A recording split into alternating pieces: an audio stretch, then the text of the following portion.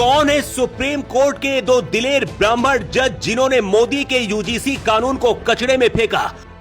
गुस्से में chief justice ने कहा, क्या देश को बांटना चाहते हो? देश को कहां लेकर जा रहे हो? कोर्ट से कान पकड़कर भागा मोदी सरकार का वकील, फिर जस्टिस सूर्यकांत ने दिए 3 आदेश। गुस्से में chief justice of India Suryakant ने जब यूजीसी कानून पर जवाब मांगा तो कोर्ट में मोदी सरकार के वकील की टांगें कांपने लगी।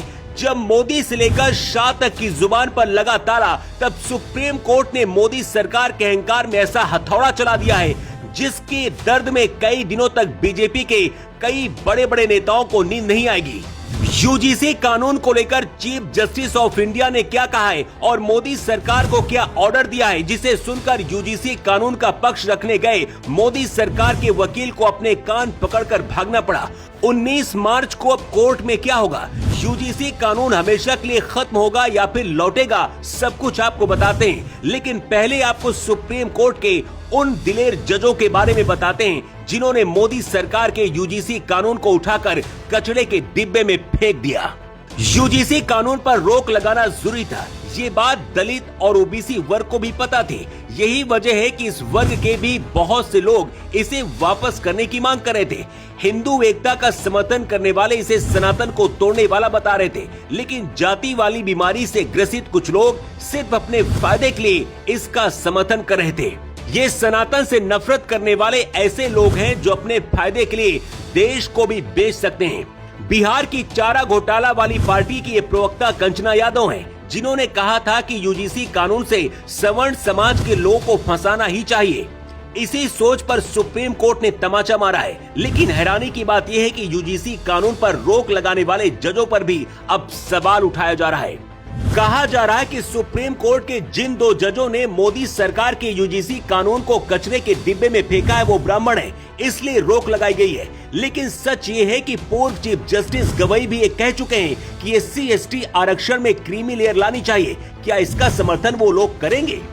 चीफ जस्टिस सूर्यकांत हरियाणा के रहने वाले हैं और ब्राह्मण परिवार से हैं। जस्टिस सूर्यकांत वो दिलेर जज हैं जिनके सामने कोई भी सरकार रही हो, किसी से डरे नहीं और देश के कई बड़े अहम फैसले दे चुके हैं।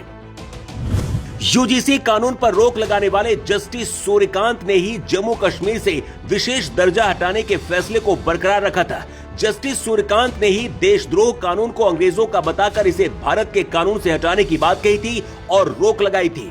पेगासस मामले के साथ साथ महिला आरक्षण बार एसोसिएशन के चुनाव में महिलाओं के लिए आरक्षण का भी समर्थन किया था। यूजीसी कानून पर रोक लगाने वाली पीठ में शामिल दूसरे जज हैं न्यायमूर्ति जयमाल्या बागची।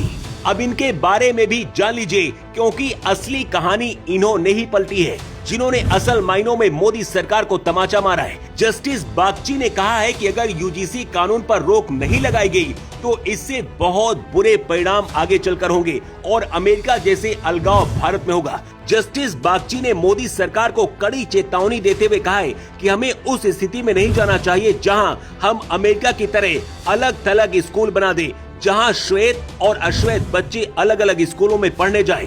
मोदी सरकार की तरफ से पेश हुए सॉलिसिटर जनरल तुषार मेहता से जस्टिस बागची ने पूछा कि SC/ST और OBC के संरक्षण की बात की गई, सामान्य वर्ग को बिना सुरक्षा के क्यों छोड़ दिया गया? इसके साथ ही सबसे मुख्य मुद्दा रैगिंग के बारे में तो इसमें चर्चा ही नहीं की गई है। हालात ऐसे हुए कि सुप्रीम कोर्ट से मुंह छिपाकर मोदी सरकार के वकील को निकलना पड़ा।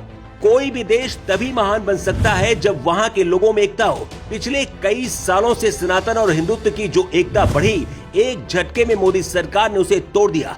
कुछ जातिवादी लोगों को छोड़कर शायद ये पहला कानून था जिसमें पिछड़े और ओबीसी वर्ग के लोग भी बहुत सारे इसका विरोध कर रहे थे। मायावती ने भी इसमें संशोधन की बात कही थी, लेकिन जिसकी जाति में ही खोट है अब वो सुप्रीम कोर्ट के ऊपर भी उंगली उठा रहे। मतलब उनके मतलब का फैसला होगा तो स्वागत, नहीं तो विरोध करेंगे। यूजीसी कानून पर रोक लगाने वाले जजों पर सवाल उठाए जा रहे हैं, लेकिन यूजीसी पर सुप्रीम कोर्ट के फैसले पर आपकी क्या राय है? कमेंट बॉक्स पर लिखकर जरूर बताएं। Bureau report.